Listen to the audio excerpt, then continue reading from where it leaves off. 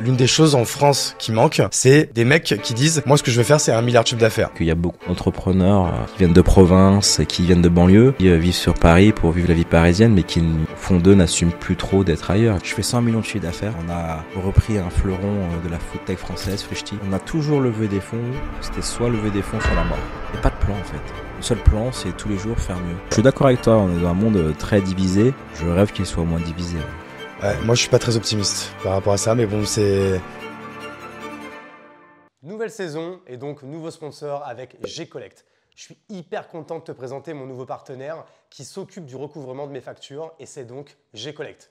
Je suis moi-même client et comme ça s'est hyper bien passé, du coup, je te fais mon retour d'expérience. Et du coup, comme d'habitude, je t'ai négocié une très belle offre que tu trouveras en description de ce podcast. Tu connais le problème. Tu fournis un service ou un produit à un client, tu lui envoies ta facture, mais ce client ne te paye pas. Pire, il ne te paye jamais. Tu le relances 1 fois, 2 fois, 3 fois, et puis tu commences sérieusement à t'énerver. Mais rien n'y fait, le client refuse de dégainer le virement. Tu te dis alors qu'il est temps de faire appel à tel ou tel organisme de recouvrement, mais le problème c'est que la plupart, c'est un peu des charognards qui vont te prendre 30%, 40%, voire même plus de la somme récupérée. Donc autant dire que la plupart du temps, tu préfères t'asseoir sur ton argent et abandonner. Et c'est là du coup que G-Collect a totalement changé la donne pour moi. Leur approche, déjà, elle est hyper innovante. Ils ont une plateforme qui te permet de lancer une procédure en seulement 2-3 clics. En à peine 5 minutes, c'est réglé. C'est vraiment hyper simple, hyper rapide. Même moi, j'ai réussi, donc c'est vraiment pour te dire. Ensuite, ils utilisent l'IA et le data mining pour évaluer au plus juste les procédures à lancer et les honoraires à réclamer. Ils vont également, évidemment, privilégier la négociation et la médiation plutôt que le rapport de force. Et on va dire que c'est quand même toujours plus sympa. Parce que le but, ce n'est pas de se fâcher avec la terre entière et de garder quand même une relation à peu près stable avec ce même client. Et cerise sur le gâteau, tu ne les payes qu'au succès. Tu ne les rémunères que si le recouvrement a abouti. Du coup, résultat, avec G-Collect, entre 40 et 50% des factures sont recouvrées en moins de 3 semaines.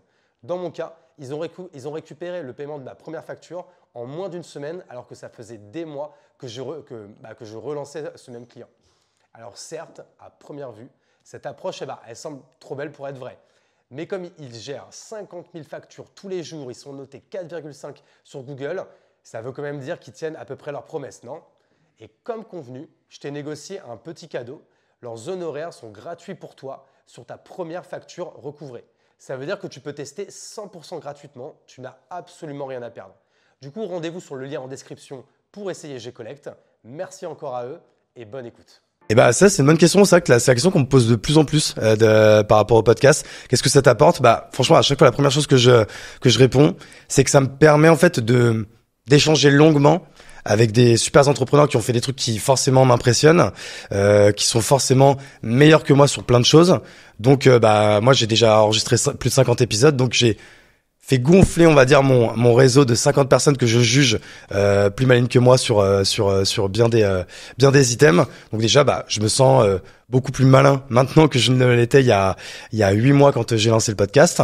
Et bien sûr, ça fait rayonner ma marque. La marque La Chapelle, la marque de mon studio. Parce que du coup, ce podcast, c'est un asset du média général que nous, on monte autour du Startup Studio.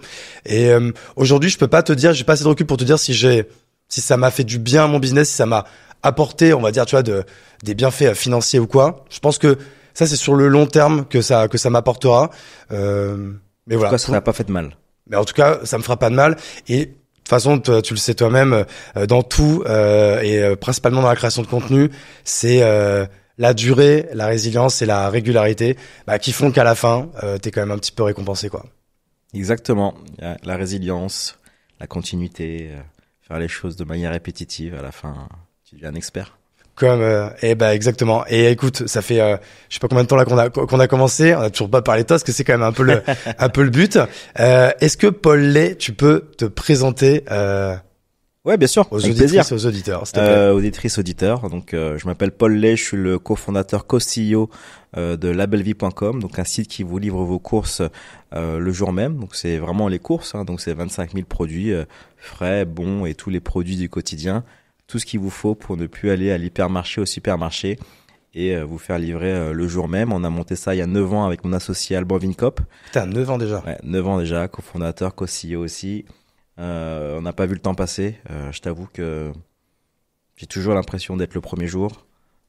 Toujours des défis au quotidien. On s'ennuie pas. Et je pense que c'est ça qui nous anime, quoi. Tu vois, je pense que d'avoir des problèmes tout le temps et de les résoudre, c'est ce qu'on aime au fond de soi. Ouais. Ouais, l'un de mes associés qui s'appelle Olivier, je pense que tu le connais, Olivier Ramel de Kimono. Qui m'envoie souvent des vêtements. J'aurais pu le mettre. J'aurais pu le mettre parce qu'il a dit de temps en temps, enfin, il a déjà envoyé des pulls kimono à mes enfants et tout. C'est très sympa. Ah, bah, tu vois, donc, comment on appelle ça? Des mini kimonos. Ouais, bon, tu vois, j'ai plus le nom. Mais tu vois, il a l'un de ses mantras, Olivier, c'est It's always day one. Et il le répète, franchement, toutes les semaines à l'équipe, à chaque fin de quarter, à chaque fin d'année, It's always day one. Et ça, c'est un mantra assez important, ça. Ouais, c'est un mantra et c'est au-delà d'être un mantra, c'est notre vraie vie, quoi. Tu vois, tous les jours, on gère des problèmes. C'est ce qui nous anime, c'est ce qui fait avancer notre boîte, c'est ce qui nous permet de garder les pieds sur terre, ce qui nous permet d'apprendre de nouvelles choses et de gagner en sagesse et peut-être en intelligence, humilité, j'en sais rien, mais je pense, c'est le parcours d'une vie qu'on doit tous avoir, qu'on soit employé ou entrepreneur, c'est essayer de sortir de sa zone de confort le plus régulièrement possible. Nous, on le fait tout le temps, quoi. C'est ce que j'allais te dire. En fait, est-ce que tu penses que comme c'est quelque chose qui nous différencie des salariés? Alors encore une fois, sans faire la distinction en mode les salariés c'est les moldus et nous on est les sorciers de Poudlard. Au contraire. Mais quand même, mais parfois quand même un petit peu sur certains aspects. C'est-à-dire que ce qu'on vit au quotidien, c'est-à-dire comme tu le dis, hein, c'est vrai que mine de rien, on règle plus de problèmes qu'on ne fait de victoires. J'ai l'impression. C'est ça. Comment ça se fait qu'on aime ça et qu'on continue et qu'on pourrait pas faire autre chose? Je pense qu'au fond de soi, on est en train de chercher des réponses à la vie, avoir des objectifs qui sont élevés. Tu vois, lancer une boîte, c'est se dire on va être libre. Mais est-ce qu'on est finalement libre? Tu vois, de régler tous les problèmes tous les jours. Est-ce que c'est ça la liberté? Je sais pas. Mais en tout cas, on a tous cette envie de liberté tôt ou tard, liberté financière et aussi intellectuelle. Tu vois, c'est vrai que quand tu réussis, tu as beaucoup d'argent, donc tu as plus de possibilités de faire des choses excitantes et nouvelles dans ta vie. Mais quand tu gagnes beaucoup d'argent, c'est parce que tu as beaucoup travaillé, tu as accumulé aussi beaucoup de savoir et tu as une espèce de satisfaction personnelle. Et puis tu arrives à des âges de sagesse, tu vois, j'ai 42 ans. Tu les fais pas, hein? Merci. C'est parce que je sors beaucoup avec Adrien Mignati. Pourtant, normalement, ça fait perdre des années de vie, ça, non, normalement, non?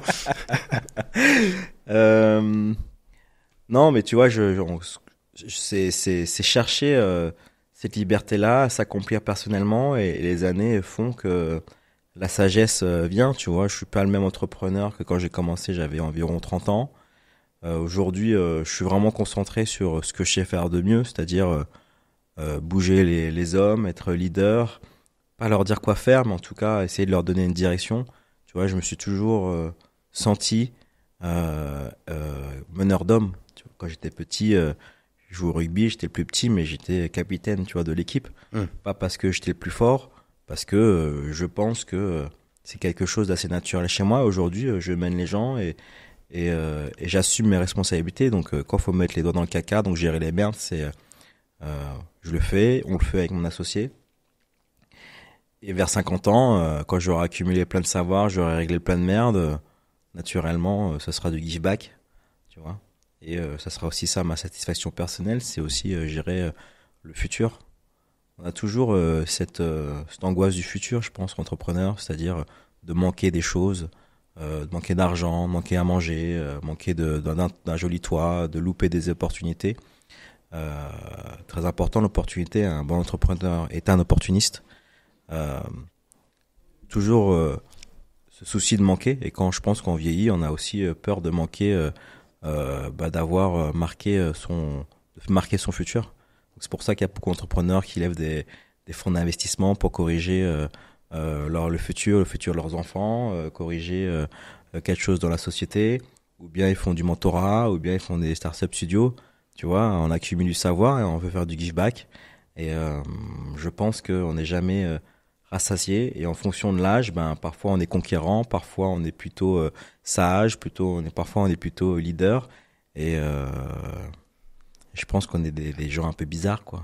Ouais, mais ça c'est clair. Et par rapport à tout ce que tu dis, toi aujourd'hui, est-ce que tu dirais, alors je pense pas que tu sois un entrepreneur rassasié, mais est-ce que tu es un entrepreneur satisfait? Non, jamais. Jamais. Tu penses que tu le seras un jour ou pas? Non, et ça me dérange, tu vois. Aujourd'hui, on fait un chiffre d'affaires, on fait machin, on fait ci. Les gens font waouh. Je fais, écoute, tranquille, tu vois. Genre, la seule différence qu'il y a entre ces personnes qui font waouh et moi, c'est deux choses. C'est que je le fais, tu vois. Je suis dans l'action. Donc, quand il y a l'action, il y a le mouvement autour de moi, il y a des choses qui se créent. Et la deuxième chose, c'est les années. Tu vois, ça fait 9 ans. Tu vois, oui, c'est pas rien, hein, une aventure de 9 ans, hein, des gens qui tiennent 9 ans. C'est pas rien. En start-up, c'est pas rien. Hein. J'ai pas le pourcentage, mais les gens qui restent 9 ans dans une même aventure, je sais pas, c'est peut-être ouais, je sais pas. Dans le monde de start-up, hein, j'entends. Dans mon start-up, peut-être 5%.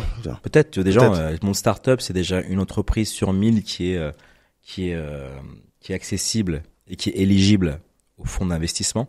Il faut se dire, hein, tu vois, il y a sur 1000 entreprises qui sont en France, il y en a une qui est OK pour les VC. Et dans ces 1 pour 1000, je sais pas, qui reste 10 ans, je sais pas, il y en a pas beaucoup, quoi. Ouais, donc quand je disais 5%, j'étais même peut-être bien au-dessus de la stat, quoi. Donc c'est vrai que c'est ça que les gens se rendent compte, c'est pas rien. Et juste aujourd'hui, pour faire juste une petite parenthèse, parce que en plus on va parler aussi du rachat de Frishti qui a eu lieu l'année dernière, qui est quand même aussi un gros milestone pour vous. Aujourd'hui, vous gérez combien d'hommes et on est sur quelle fourchette de chiffre d'affaires si c'est quelque chose qui est public? Ouais, c'est public. En vrai, tu vois, nous, déjà, on est sur 600 personnes aujourd'hui. Ouais, ce qui est quand même fou. Voilà.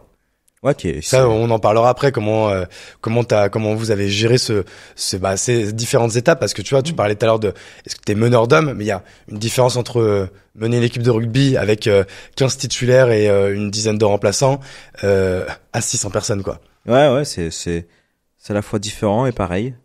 Donc en termes de fourchette, cette année, on va pas être loin des 100 millions de chiffre d'affaires, je pense. Ouais, pas mal. Voilà, on n'est toujours pas licorne.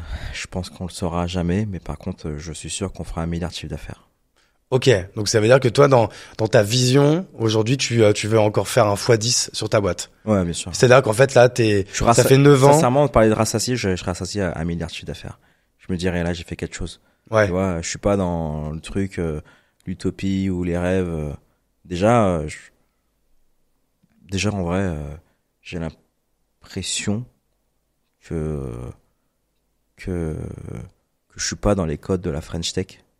Déjà, ça, c'est sûr. C'est exactement ce que j'allais te dire. En fait, on a eu cette même discussion avec Jean de la Roche-Brochard, qui était justement à ta place, et il disait l'une des choses en France qui manque.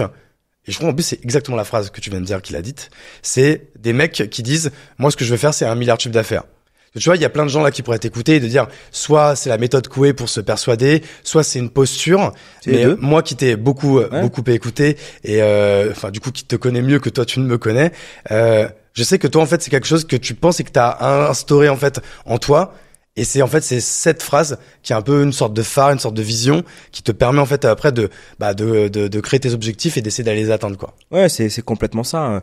C'est d'arriver le plus vite possible au milliard. Voilà, quand on nous demande le BP, le machin, etc. Enfin, moi, je connais aucune start-up qui. C'est un mindset américain en fait. Ouais, c'est ça qu'en France, peu de gens disent ça. Qui réalisent leur BP, le machin. Oui, c'est pour voir comment tu penses. Frérot, ça fait 10 ans que je fais ce métier, je le connais par cœur.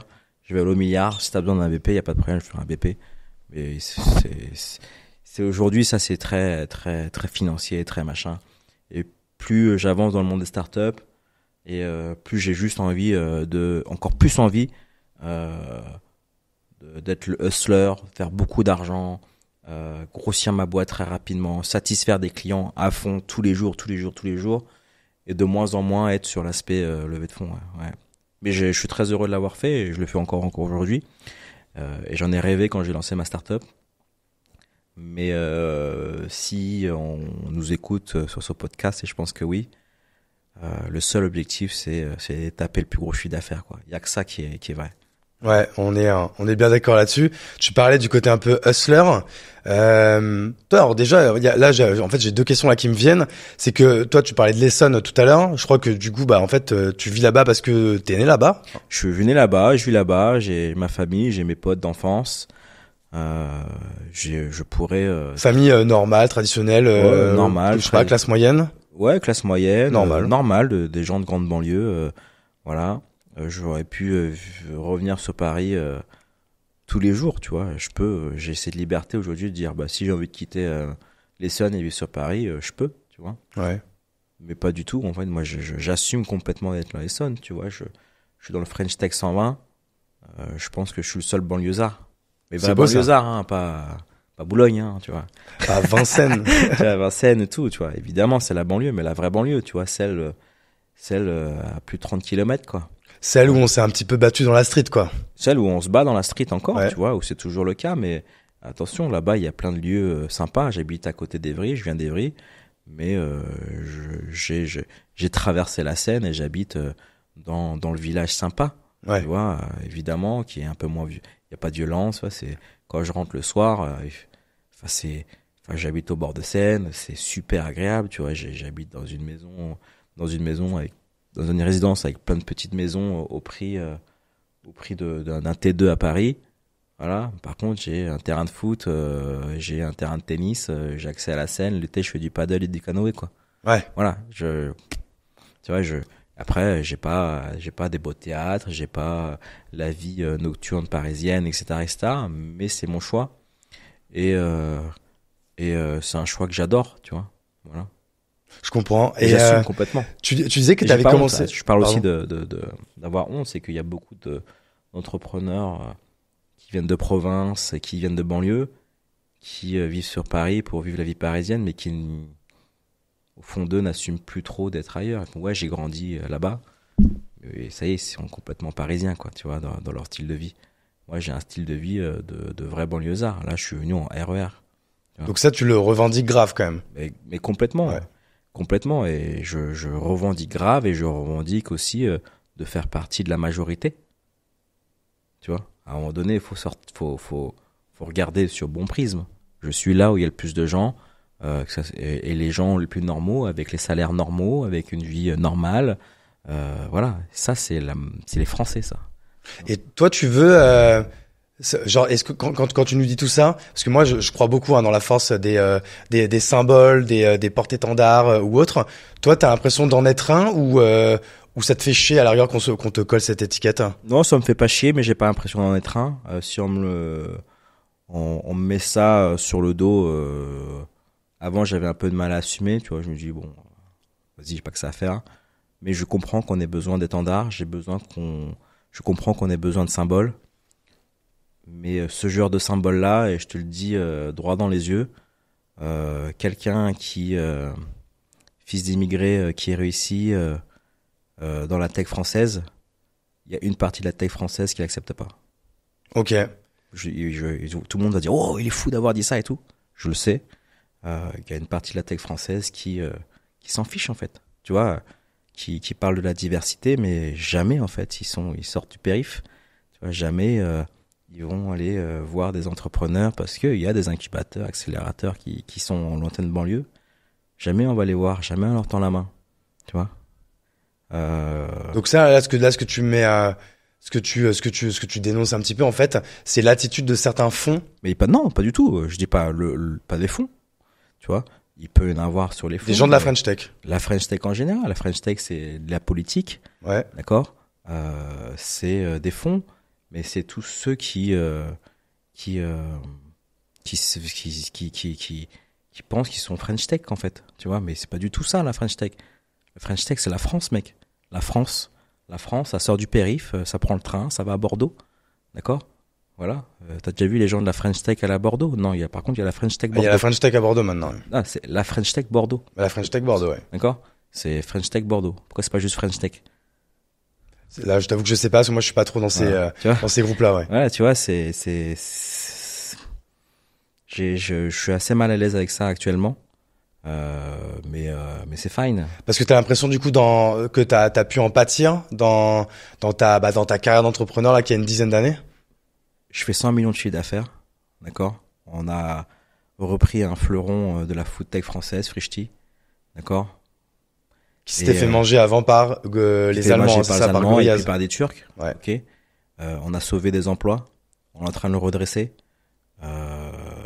Mais aujourd'hui, on va inviter à Bercy, à l'Élysée, des mecs qui font pas de chiffre d'affaires, mais qui font de l'IA. Et qui sont blancs et qui ont fait HEC, c'est ça un peu? Non, je dis pas ça. Non, je dis pas ça. Mais je dis juste que je suis pas dans la bonne vague et j'ai jamais été dans la bonne vague. Voilà, et qu'aujourd'hui on regarde pas les bonnes métriques dans la French Tech. Ok. Tu vois, longévité, résilience, chiffre d'affaires, d'accord. C'est pas, y a pas, on se fait trop avoir quoi. Et ça en fait, alors du coup, tu le dis, c'est un truc qui te fait chier ou c'est un combat? Ça me fait pas chier, c'est pas un combat. Par contre, quand tu parlais de port d'étendard, je suis obligé d'y être parce que j'ai l'impression de représenter ce bout de France. Ouais. Et pour les entrepreneurs qui rêvent d'entreprendre, de faire des grosses boîtes et qui sont pas issus du bon milieu, ben si je peux être un millième de leur inspiration et derrière réussissent, merci à eux, tu vois, je le ferai pour eux, tu vois. Tu parlais de give back justement tout à l'heure, et de toute façon ça on sent dans ton parcours, dans ton attitude et dans ce que tu dis. Parce que moi du coup c'est vrai que j'ai écouté pas mal de tes podcasts, de tes vidéos et de tes contenus. Être ici est un give back. Comment? Être ici est un give back. Exactement, parce que c'est vrai que là on va le dire, ouais, toi ça t'apporte pas grand chose à toi. Bien sûr, t'es blanc, t'as des lunettes, machin, ouais. T'as fait les bonnes écoles et tout ça. Mais je suis pas dans ça en fait. Moi je suis dans le give back, je respecte les gens qui entreprennent et qui mettent du cœur dans ce qu'ils font. D'accord, j'ai aucun intérêt à être ici, à part, ok, il y a un mec qui fait les choses bien, je regarde ce que tu fais avec son startup studio, je pense que tu fais du bien aux gens, voilà, je viens, tu vois, je viens, mais c'est ça aussi give back, c'est pas être pro bono, c'est pas genre je dois être là et les pauvres, les machins, non, c'est pas ça. Ouais. Non, moi je suis un putain de capitaliste, j'aime l'argent, tu vois, je me cache pas. Ouais, pareil. Voilà, tu vois. Mais juste m'apologer, mais en tout cas, je sens que la French Tech doit être la France, tu vois. Ouais, et tu parlais tout à l'heure de give back. Donc en effet, le give back, ça peut être comme tu dis, venir à des podcasts pour essayer de donner un maximum d'inspiration ou de valeur aux gens qui vont écouter, et que comme tu disais, même si ça donne un millième d'inspiration à un mec de banlieue qui écoute ça et que ça lui donne envie après peut-être d'aller regarder une autre vidéo et peut-être d'acheter un bouquin et peut-être de prendre une formation, de se former sur un tel truc et de se lancer en freelance ou en solopreneur et après monter son agence ou quoi qu'est-ce. En fait, on va dire que le job is done, quoi. Ouais, job is done, exactement. Et si on peut être leur, je peux les aider avec plaisir. Ouais. Et toi, il y a une histoire justement que j'avais entendue et qui que j'avais ultra kiffé. Ça revient un petit peu à ce que tu disais. C'est l'histoire de cette fameuse lucarne. Ouais. Franchement, là, je pense qu'il y a peut-être une personne sur 10 là pour l'instant qui comprend ce que je dis, mais quand tu vas l'expliquer, je pense que ça va plus parler aux mecs qui sont fans de foot, mais en fait donc c'est à Évry, donc juste à côté de chez toi, juste à côté du restaurant de mes parents. Ouais. Donc il y a 35 ans, mes parents ouvrent un restaurant Place Jules Vallès, donc au cœur des quartiers des Pyramides à Évry, donc le quartier très chaud à l'époque. J'ai grandi là-bas, donc j'ai grandi dans un restaurant sur la Place Jules Vallès, voilà. Et à côté, quelques mètres à côté, il y a eu le plus gros buzz urbain de ces dernières années. Je crois que ça a fait quasiment 2000 milliards de vues, tu vois. Ouais, forcément, vous l'avez vu passer sur Instagram, quoi. Instagram, si vous regardez Téléfoot toutes les 2 semaines, c'est la lucarne enchantée d'Evry, donc toutes les 2 semaines sur Téléfoot actuellement. Ouais. Donc tu vois, ils vont dans les clubs professionnels et le jeu, c'est de taper le ballon et de mettre le ballon dans une fenêtre. Et la fenêtre, en fait, c'est la fenêtre de local poubelle. Dans une rue à côté du restaurant. Et donc cette lucarne-là, elle a fait le buzz il y a quelques années et on a décidé d'en faire une réplique exacte. Donc c'est plutôt Malasson et Souliman, donc c'est eux qui portent le projet. C'est une asso. C'est une asso que j'ai aidé, donc j'ai financé la lucarne enchantée d'Evry et qui fait le tour de France. et qui apporte le sourire dans les quartiers. Pour que les gens comprennent, en fait, c'est une façade de maison de local poubelle, quoi. Ouais. Et en fait, il y a une lucarne qui a quoi, 5 mètres de haut? Même pas, Même moins. qui a 2 mètres de haut max. Ah ouais, moi je pensais qu'elle était plus haute, non, quand même. 2 mètres de haut, c'est vraiment le Et en rez-de-chaussée. fait, les mecs de se mettent dans le terrain vague, et en fait, le but, c'est quand même, c'est techniquement pas facile, c'est de foutre le ballon dans cette lucarne qui est pas très grande, quoi. Ouais, qui est pas très grande, donc ça a fait le buzz. On a décidé d'en faire une lucarne mobile, donc une réplique exacte. C'est voilà, réplique exacte de la façade avec la lucarne. Exactement, qu'on transporte en camion partout en France en fonction des appels des mairies. Donc c'est 8 planches de chêne de 12 cm, donc c'est quelque chose qui pèse quasiment une demi-tonne. Ouais. C'est gros, exceptionnel à chaque fois que vous la travaillez de ville en ville, quoi. Ils arrivent avec 8-9 mecs, c'est une vraie petite économie.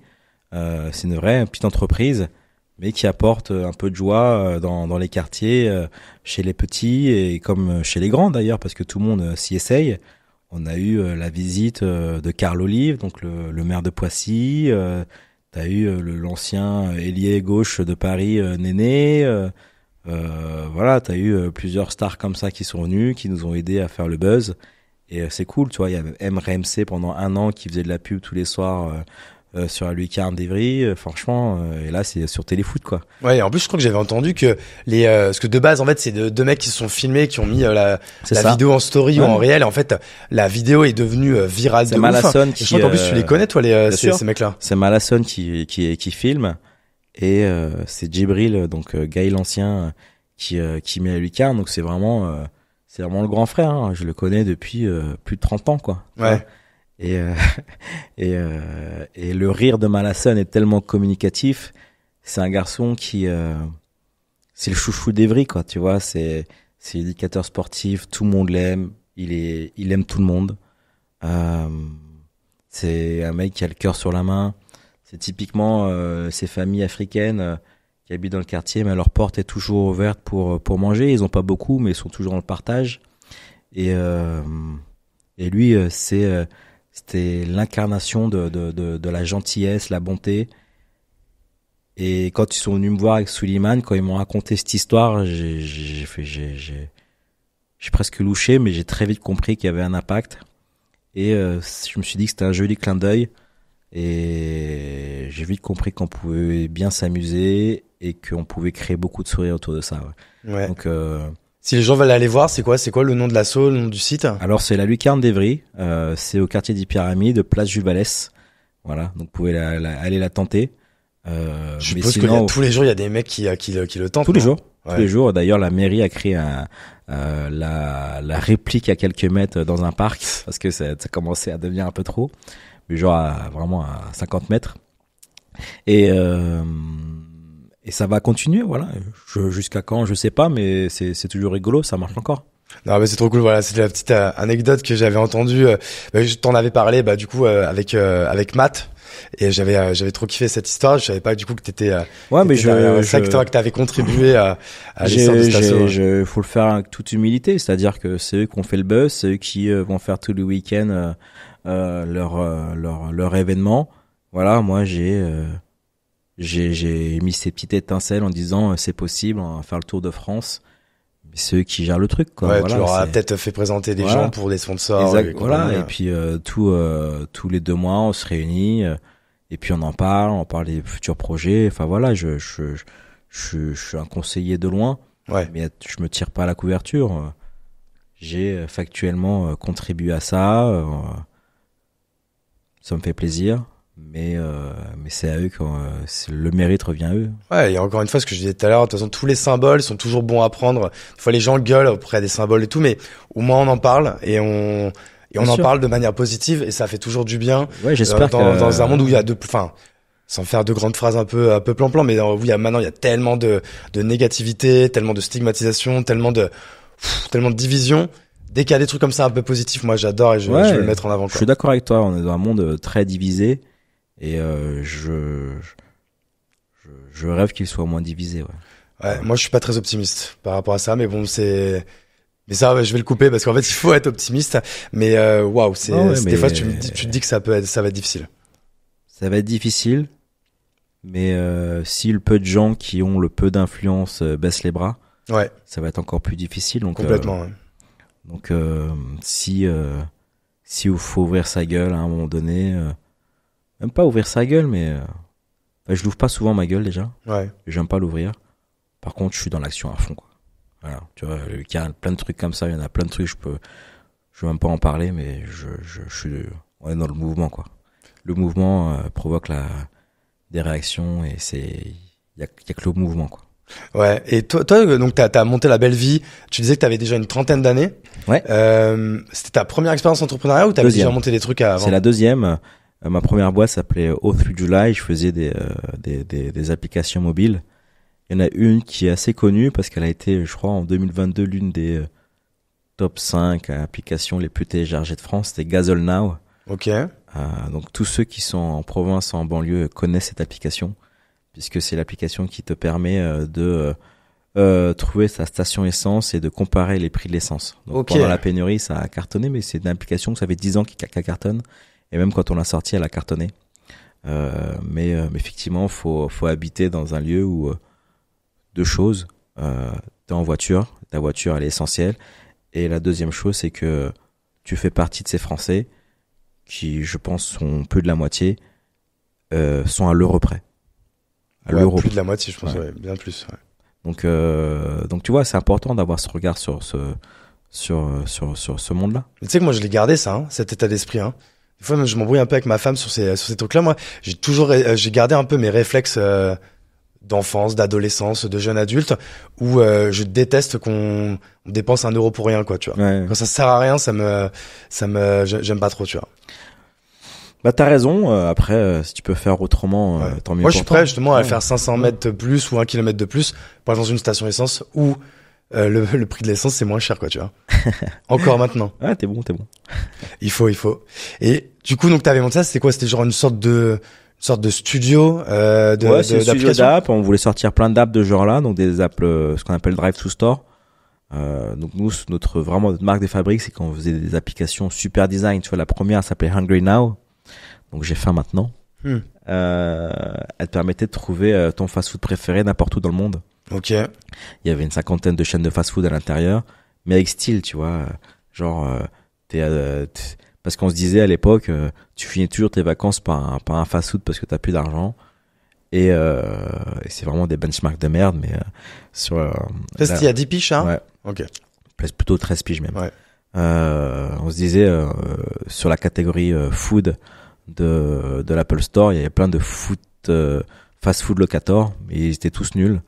Soit ils étaient moches, soit ils étaient pas précis. Et nous on se dit on va faire beau et précis. Et on a réussi parce qu'elle a cartonné cette app et elle existe encore, je crois. Et voilà, on sortait pas mal d'applications de ce genre-là, donc station essence, fast-food, distributeur de billets, voilà. Et tout ça, la monétisation, c'est quoi? C'est l'audience et donc la pub? Deux choses, l'audience, d'accord, la data, donc la pub. Et la deuxième chose, c'est aussi la data pure, tu vois, sur les distributeurs de billets. C'est une app qu'on avait louée, je sais plus combien de milliers d'euros par mois à des banques. Voilà, parce que eux-mêmes ne savaient même pas où était leur distributeur de billets, quoi. Ok. Et tout ça, c'est une boîte en fait qui est encore live. En fait, tu me disais l'app elle a cartonné en 2022 parce que vous les avez laissés live. Je me suis embrouillé avec mon cofondateur qui est toujours mon beau-frère. On s'est rabiboché depuis, tu vois. On l'embrasse du coup. On l'embrasse. Mais tu vois, il y a quelques années, on pouvait pas se piffrer, tu vois. Ouais. Mais ça fait partie des leçons de vie, c'est-à-dire que c'est important de tu vois, moi ça me permet de comprendre les gens un peu mieux, tu vois, de connaître leurs limites, mais aussi savoir avec qui je m'associe, qui je peux m'associer, voilà, et il faut passer par là, tu vois, entreprendre et échouer à cause de plein de raisons. Moi, c'était ma raison principale quand j'ai quitté la première boîte que j'ai fondée. C'est l'association, tu vois, c'est pas que un CV. Et je pense qu'aujourd'hui, une bonne association, c'est pas un CV, c'est une complémentarité intellectuelle et émotionnelle. Voilà, clairement. plus que technique, parce que la technique, tu l'achètes sur Malte aujourd'hui. Ouais. Franchement, c'est ce qui se ressemble plus à presque une relation amoureuse en fait, hein, Ouais, bien franchement. sûr. Relation amoureuse ou amicale, ouais, même plus qu'amoureuse, parce qu'en fait, amoureuse, il y a vraiment le côté c'est un mariage. binôme, quoi, Ouais, tu vois. c'est un vrai mariage. C'est un vrai mariage où il n'y a pas d'échange charnel, quoi. Ouais, c'est ça. Ouais, les gens peuvent, Ce les que gens vous font voulez, ce qu'ils veulent, hein. Voilà, mais c'est un mariage. T'as le mariage vie perso, t'as le mariage ça. vie pro. Et c'est pour ça d'ailleurs qu'on se marie pas, enfin, on le déconseille, ou même de faire des enfants avec des gens que vous connaissez pas. bout Mais de voilà, semaines. d'abord de faire quelques dates, c'est ça. commencer à prendre des vacances ensemble. Après, vous pouvez habiter ensemble, et C'est après, ça. vous pouvez faire d'autres bails, quoi, tu C'est vois. ça. Et exactement. Et dans la vie pro, c'est faire des petits proactifs ensemble, faire des petits projets d'une semaine, 2 semaines, 3 semaines, traîner un peu ensemble. Et voilà, si ça et se comprendre, tu vois, et parce que il y a beaucoup d'échecs et faut pardonner à ton associé lorsqu'il échoue, tu vois, et faut pas le pardonner en disant vas-y, il le refait plus, quoi. Ça fait partie du truc, quoi. Ouais. Oh, il est pas parfait, je suis pas parfait, et basta, quoi, tu vois. Mais le truc suprême, c'est que la belle vie aille bien, quoi. Et ben justement, la belle vie, venons-en. En fait, comment, ça a été quoi le déclic qui a donc 9-10 ans, où tu te dis avec donc ton ou tes associés, vous êtes combien déjà? On est 2. Vous êtes 2. Vous vous dites, vas-y mec, on va faire un hypermarché en ligne. C'est lui qui le dit déjà. Moi, je sortais de mon expérience au To July, et il était aussi actionnaire dedans. Et il voyait que ça pataugeait un petit peu et que que je faisais pas les bons choix et que c'était un peu compliqué avec mon associé. Enfin voilà, et ça, c'est peut-être qu'il pensait que c'était pas assez ambitieux pour moi. Donc il m'a et lui venait de vendre sa boîte dans laquelle j'ai travaillé aussi. Il finissait son vesting.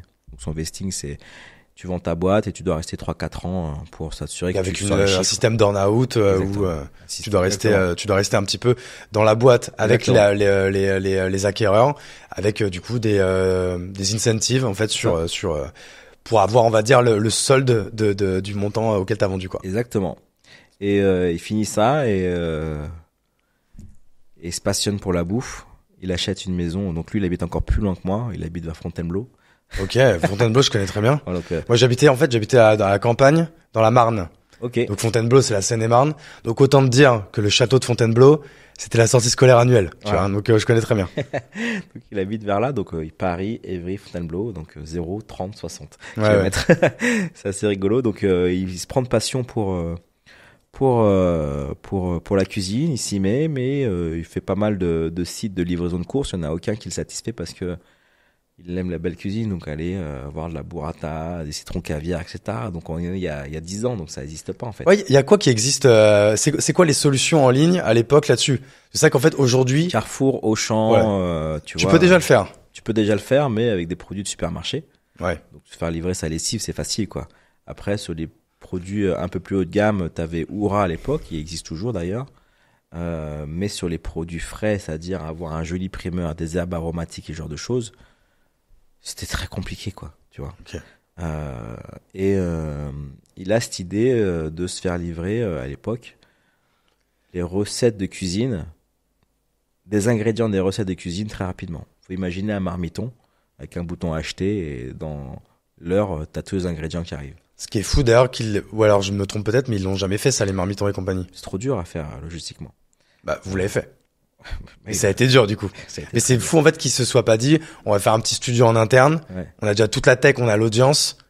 Ils auraient pu le faire, je sais pas. Ouais, mais ça, il y a des enjeux logistiques et je vais t'expliquer pourquoi c'est compliqué. Vas-y. Et donc du coup, nous venant de la tech, candidement, on dit comme toi. Sincèrement, je reconnais cet éclair dans les yeux en disant, bah, on n'a qu'à faire ça, tu vois. Ouais. On était un peu dans, bah voilà, on va le faire. Et on se lance. Et là, on découvre un autre métier qui est la logistique. L'enfer. Voilà. En plus, avec des produits frais, périssables. Produits frais, périssables, donc des pertes de cash. Donc quand tu achètes 3 steaks et que tu n'en vends qu'un, bah, tu en as 2 sur les bras, quoi. Ouais. Voilà, tu multiplies ça par les milliers de produits, il y a un problème sur la balance, quoi. Clairement. Donc ça, c'est une première chose. La deuxième chose, c'est que si tu les as pas, ces produits-là, les gens n'achètent pas. Donc tu peux pas en acheter qu'un parce que tu en as vendu qu'un la semaine dernière, parce que si celui-là il est vendu, bah, la personne qui va aller sur le site, elle voit pas son steak, elle va dire ah bah c'est un site où il y a rien. Donc il reviendra pas. Il reviendra Et pas. il continuera d'aller chez Auchan à 30 minutes de Je te bagnole. jure, quand tu as ces problèmes-là, tu te dis putain c'est le serpent qui se mord la queue tout le temps, quoi. Ouais. Tu vois Et c'est ce qui rend compliqué notre métier.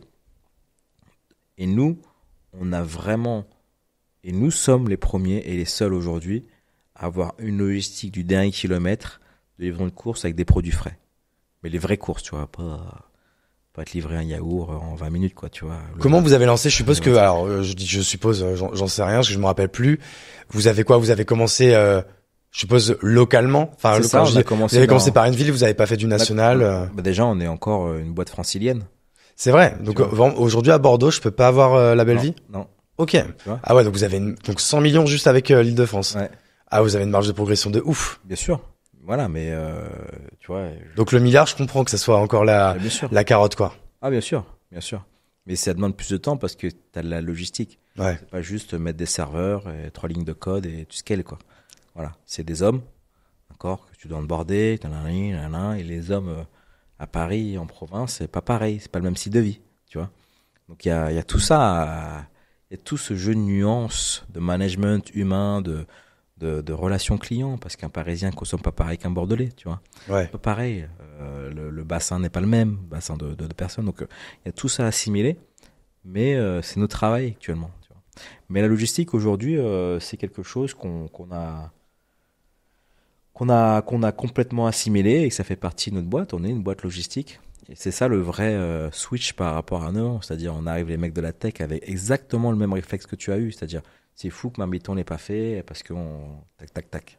Voilà. Mais pas du tout. C'est un autre métier, la logistique. Ouais. Tu vois. Et eux, c'était des mecs des médias. Enfin, ils avaient un média et enfin un média et création de contenu. Et en effet, ils étaient très loin de la tech, quoi. Ouais. Et on est les seuls aujourd'hui à maîtriser le contenu et la logistique. Et on pourrait faire un Marmiton, mais notre verticale livraison de courses tire tellement en croissance que on y va un peu mollo sur les new features, quoi. Ouais. Mais vous êtes du coup focus là-dessus, parce qu'en effet, de toute façon, c'est votre prisme de croissance. Mais alors, du coup, ce qui est intéressant, c'est il y a quand même il y a forcément sur ces 9 ans, je sais pas, 2, 3, 4, 5 grandes étapes. Au début, vous vous lancez. C'est quoi le MVP? C'est quoi le premier produit? Et c'est quoi le premier client, en fait? Est-ce que tu te rappelles de ce premier client? Ou de cette première cliente? Je me rappelle pas du premier client, mais je pourrais retrouver, du vrai client. Enfin, je pense savoir qui c'est. C'est pas Adrien, malheureusement. C'est comme ça qu'on s'est rencontré avec Adrien, d'ailleurs.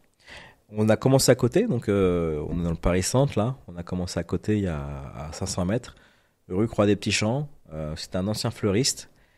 Ça ressemblait un peu à ici, avec un sous-sol, avec des jolies pierres, des voûtes, etc. 120 mètres carrés. C'est là que vous avez mis vos premiers stocks, en fait, quoi. C'est là on a mis les premières étagères et nos premiers frigos. On y est resté 2 ans et demi. Quand même. Ouais, 2 ans et demi. Et c'est simple, hein, ce métier. C'est mettre des produits sur étagère ou dans les frigos. Puis ces produits-là sont retranscrits sur Internet, donc sur un site web ou sur une app. Tu commandes, nous on prépare la commande et on te livre. Et comment tu livres? Qui livre? On doit faire ça à scale. Au début, on a des livreurs, parfois c'est même moi qui livrais, en scooter, en vélo, etc. Donc c'est assez rigolo. Ici c'est plus gros, t'es obligé d'avoir un camion, une voiture, enfin. Exactement. Aujourd'hui, on a des 4 roues, on a des 2 roues, moteur, électrique, etc. Donc on a toute une flotte de livraison. Je me rends pas compte, est-ce que les gens ils font un plein sur la belle vie, ou est-ce que on est sur un panier moyen à, je sais pas, à 200 € et donc du coup ça tient, on va dire, dans un grand panier sur un vélo, quoi. Alors ils font un plein de plutôt 90-100 €, mais ils le font 2-3 fois par mois. Ok. Mais ça garantit aussi les produits frais. Et ça tient sur un 2 roues. Et ça tient largement sur un 2 roues, évidemment. Okay. Là, aujourd'hui, 100 €, c'est 2 sacs et demi, quoi. Ok, donc c'est-à-dire que le livreur, il a pas que une commande, il y en a plusieurs. Il y en a plusieurs en fonction du véhicule. Il peut en avoir entre 3 et il y a des véhicules qui peuvent prendre commande. Hein. Ok. Et les livreurs, c'est quoi? C'est des gens qui sont en CDI chez vous, ou c'est quelque chose que vous sous-traitez? C'est quelque ou chose c'est un peu comme un système à la Deliveroo, Uber Eats? Ah non. On sous-traite à des sociétés de livraison. Ok. Voilà. Et on fait ça depuis quasiment le début. On a quand même une période de début CDI, on a acheté nos propres scooters, etc. Mais en fait, dans la logistique, tu as plusieurs métiers. D'accord? C'est pour ça que tu dis le transporteur, l'entrepôt, etc. Nous, notre premier métier, c'est de savoir gérer un stock et l'entrepôt. Okay. Et la livraison, c'est un autre métier. Et au bout de 9 ans, on est en train de revenir sur la livraison. Là. Donc là, les gros projets logistiques, c'est internaliser et professionnaliser un bout de la flotte. C'est-à-dire que demain, on pourrait voir dans Paris des mecs à scooter avec un blouson La Belle Vie ou Frishti, quoi. Complètement, ouais, c'est la vision qu'on veut. Du coup, évidemment, demain. fait par kimono, en bonne et due forme, quoi.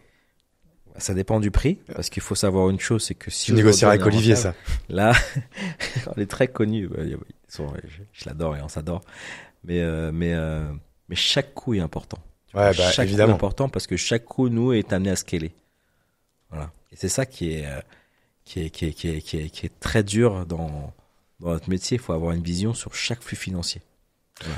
Donc, ça qu'aujourd'hui, en fait, vous, plus qu'un métier de, alors bien sûr, même si la brand, l'acquisition, ça reste des choses importantes. Vous, en effet, aujourd'hui, vous êtes un métier de coût. C'est un métier de financier, quoi. Ouais, de financier et centimier. Exactement. Ouais. C'est les bons mots, c'est financier et centimier. Parce que financier, tu vas jouer avec les effets de besoin de fonds de roulement négatifs, les délais de paiement, les dettes, les facilités de caisse, etc. Donc, ils font un vrai métier de financier. Et centimier parce que il y a des milliers de flux chez nous qu'il faut voir, qu'il faut comprendre et qu'il faut optimiser. Voilà. Donc ça rend notre métier très dur. C'est pour ça que quand il y a un concurrent qui arrive, on a plutôt tendance à se dire bon, c'est sérieux parce que voilà, c'est X, mais notre métier est tellement dur, il faut avoir cet esprit entrepreneurial, mais aussi opérationnel. Et on se dit, c'est quand même vachement dur à trouver ça en interne dans des grosses boîtes, quoi. Surtout que tu bosses toujours en décalé. Nous, on travaille quand les gens se reposent. Ouais, ce qui est assez remarquable, c'est que vous êtes encore là et vous êtes en croissance quand des mastodontes se sont cassés les dents. Quand on peut en parler comme un Gorillaz, par exemple. On est d'accord, Gorillaz faisait le même travail que vous, c'était un peu différent. Je m'en rends pas compte. Dans les grandes lignes, c'est préparation de commande et livraison. Ouais. Sur l'offre, elle était plus petite. Voilà. Et ton offre définit aussi ton personnel client. Vous étiez un peu plus premium, c'est ça, au niveau des produits? Alors, on n'était pas forcément premium au niveau des produits, mais eux, ils avaient 2000 produits, nous, on avait 25 000. Ah oui, donc c'est pas du tout la même offre, quoi. C'est pas la même offre et c'est donc pas le même persona. Ouais. Tu vois. Quand tu as 2000 produits et pas beaucoup de produits frais et que tu fais que du couponing, tu as plutôt tendance à attirer le petit étudiant qui fait plein de coupons et qui mange gratuit pendant un mois. D'accord ? Donc tout à l'heure, tu disais, c'est un métier de finance, de centimes. Eux, en fait, justement, ils ont beaucoup trop cramé et c'était pas géré, en fait. En fait, ils ont oublié leur métier de commerçant. Ouais. Tu vois, tu vois, on a tous, start-up ou pas, un métier de base. D'accord ? Uber, tu vois, c'est chauffeur privé, son métier de base. D'accord ? Donc, quand tu prends les débuts d'Uber, quand tu prenais l'application, c'était super, d'accord ? Mais tu avais un chauffeur privé qui arrivait, d'accord ? Et le métier du fondateur d'Uber, il le faisait au début, il était lui-même chauffeur privé, d'accord ? On a tous un métier de base, tu vois, et on réinvente rien. Par contre, on y met la technologie pour scaler le truc. Ouais. Voilà. Notre métier de base, c'est commerçant et épicier. Voilà. Je pense, je suis pas, tu vois. Et s'il m'entend, il va peut-être me dire que j'ai tort, et tant mieux, que Gorillaz a oublié son métier de base. Son métier de base, c'est pas livreur très rapide de courses. Non, son métier de base, c'est épicier qui livre les courses très rapidement. Mais avant tout, épicier. Il a oublié ça, d'accord ? Et un bon épicier, c'est vachement dur à scaler. Parce que quand tu vends l'épicerie en Allemagne, c'est pas la même chose que vendre en France. Je parle de Gorilla, je peux parler de Getir, je peux parler de GoPush, je peux Yango Deli, Zap, tu vois, tout ça, ils sont tous il y en a eu beaucoup, ouais. Tous en même temps. Voilà. Ils ont oublié leur métier de base, tu vois. Et eux, c'était des mecs de la tech, ils ont fait des super apps, machin, etc. Ils ont payé beaucoup de monde, ils ont levé beaucoup d'argent, d'accord ? Mais ils ont oublié leur métier de base. Parce que Gorillaz, en fait, ils se sont retirés de France, mais ils sont pas morts, ils sont encore en Allemagne. Non, ils sont morts, ils se sont fait racheter par Getir. Oui, ok. Donc on est sur certains endroits, la marque continue à exister, mais elle cohabite avec Getir en général. Ouais. Ok, oui, donc c'est compliqué. Ouais. Donc du coup, vous montez ça, vous êtes au début dans on va dire un petit local Ouais. Qui faisait quoi, 150 mètres carrés? 120 mètres carrés. 120 mètres carrés. Je suppose que vous avez beaucoup bougé de locaux en 9 ans. Ouais, on a fait 3-4 fois peut-être. Ouais, plutôt 7 fois quoi. Ah ouais, ok. Ouais, on est là 2 ans et demi dans le même et puis après on a quasiment changé tous les ans. Hein. Et je suppose que tout ça, que ça soit en tech, en RH, ça doit être hyper gourmand. À partir de quand vous avez été obligé de lever des fonds? On a toujours levé des fonds. C'était soit lever des fonds, soit la mort. Ouais. Mais quand on arrive sur le marché de la levée de fonds, on a toujours de la croissance, d'accord, et une amélioration des coûts. Ok. Donc un investisseur, il vient, il voit qu'il y a une boîte qui est en croissance, qui est sur un petit marché, mais qui est en train de prendre ce marché à une vitesse plus rapide que ses concurrents anciens, qui sont plutôt flat. Donc finalement, et c'est aussi comme ça que quand je fais de l'investissement et j'investis, j'ai une de mes questions qui est à qui tu voles tes clients? Tu voles tes clients à quelqu'un, d'accord? Le marché, il existe, à qui tu prends les clients, quoi? Donc nous, on prenait les clients à tous les sites de livraison de courses et quelques drives. Donc les VC, les financiers voyaient ça. Une boîte qui faisait switcher un marché. Tu vois, Uber fait switcher le marché des taxis. Des tacos, ouais. Voilà. Et derrière, le taxi s'améliore. Ok. Et aujourd'hui, les sites de livraison de courses qui se sont améliorés un petit peu. Tu vois. C'est pour ça que le capitalisme a quand même des bons côtés Voilà. et que logiquement, celui qui gagne à la fin, c'est le client. À la Parce fin, que son offre s'améliore grâce à la concurrence. Exactement. Donc à chaque fois qu'on va sur le marché des VC, on a des bonnes KPIs, mais le compte en banque vide. Mais c'est aussi pour ça que tu lèves des fonds. Oui. D'accord? C'est pour continuer à alimenter ton compte en banque pour faire de la croissance. Qu'est-ce qui te coûtait le plus cher à l'époque? C'est l'acquisition ou c'était le fait de faire grossir la tech, la log, les stocks? C'est faire grossir la tech, la log, les stocks. Ça a coûté très cher parce que dans un business de consumer, dans les boîtes consumer en France, il y en a très peu. Consumer, pour traduire, ça veut dire B2C, donc B2C, business to consumer. Ouais, donc c'est quand tu vends aux particuliers, quoi. En particulier. Voilà. Et il y a très peu d'entrepreneurs, de startups qui fonctionnent en consumer. Donc, on en a une qui fonctionne, mais souvent, le consumer, tu dois avoir des seuils de rentabilité. T'es pas rentable tout de suite. Tu dis t'es rentable quand tu fais 40 millions de chiffre d'affaires. Ça paraît beaucoup, mais sur un marché qui en fait 100 fois plus, c'est rien. Mais à 40 millions d'euros, là, tu rentabilises tes ops, ta tech, tes machins, etc., etc. Ouais, t'as besoin de ce qu'on appelle une masse critique. Une masse critique, d'autant plus que cette masse critique a besoin d'être haute, puisque tu as un business avec des toutes petites marges. Parce que c'est un business de centimiers. Voilà. Donc, à chaque fois qu'on lève des fonds, on est toujours un peu au bord du gouffre. Voilà. Donc en fait, c'est ce que ça revient à ce qu'on se disait tout à l'heure en intro, c'est que du coup, en fait, t'as plus ces 9 dernières années, t'as plus essayé de régler des problèmes et de rester en vie que de fêter des victoires, grosso modo. Oh, complètement. Mais encore une fois, on est toujours, ok avec ça et c'est le côté un petit peu maso mais toujours, de notre métier, quoi. toujours au bout de 9 ans. Hein. Ouais. Toujours au bout de 9 ans. Ouais. Et en fait, c'est toujours le même problème avec plus de zéro, quoi. Ouais. Vous avez levé combien sur ces 9 ans? On a levé en equity, donc série A, série B, seed. Je pense qu'on doit être autour de 35 millions d'euros. Ouais. Ok. Avec avec ton associé, du coup, parce que vous êtes deux, Oui. vous êtes encore majoritaire. Oui. Et ça, c'est beau quand même. Ouais. Et avant de reparler tout ça, moi, du coup, il y a un milestone qui est quand même hyper important et dont on a beaucoup parlé dans l'écosystème. Du coup, c'est ce fameux rachat de Frishti. Ouais. Frishti, au passage, qui est en termes de brand, en tout cas, moi, c'est mon point de vue, qui est une marque limite plus connue que la Belle Vie. 10 fois plus connu que la Belle Vie. Hein. Et ça, comment tu l'expliques? Et est-ce que tu peux nous raconter un peu la genèse de ce rachat? Est-ce que ça a dû être pareil, ça a dû être rocambole? Est-ce que ça se fait pas en un week-end, quoi? C'est pas un rachat pur, puisqu'on appelle ça une reprise. Oui. Puisque C'est vrai, utilisons la bonne sémantique. Frishti se fait racheter par Gorillaz une première fois. D'accord, c'était fin 2021-2022. Ouais, c'est vrai qu'en fait, ça paraît hier, en fait. Hein. Ouais, c'est après le Covid. C'est juste après le Covid. Frishti se fait racheter par son concurrent qui faisait moins de chiffre d'affaires, mais qui avait levé une masse d'argent incroyable, quoi. Vous avez levé plus de 200, non? Ah, mais ils ont levé des milliards. Ah ouais, à ce point, ok. Ouais, on parle, je pense qu'ils ont levé 1,3 milliard. Ouais, putain, ça. Et Frishti, pareil, la tagline, c'est quoi le métier? Parce que c'est un peu comme vous, mais un peu différent quand même. Au début, c'était livraison de plats bons et sains. Donc, Ouais. ils ont une carte de 500 plats qui changent tous les jours, toutes les semaines, qui sont fabriqués eux-mêmes dans leur laboratoire de cuisine. Ils dispatchent ça dans les différents hubs. Et quand t'as faim, ça part de ces hubs-là et c'est livré chez toi en 20 minutes. Moi, je sais qu'à Villa-Maria, en tout cas, le livreur avec les poches Frishti, il arrivait les mains vides tous les midis, quoi. Ah oui? Bah, nous, il y a du Frishti à Bordeaux. Ah oui, mais comme ça, les mains vides.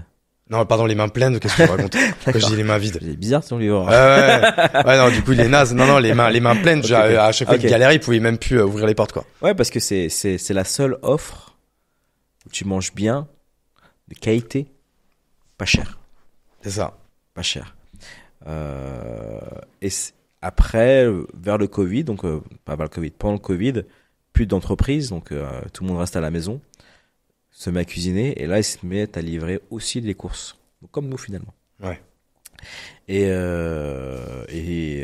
ça marche bien, jusqu'à l'après-Covid, où Gorillaz lève tellement d'argent et rachète Frishti.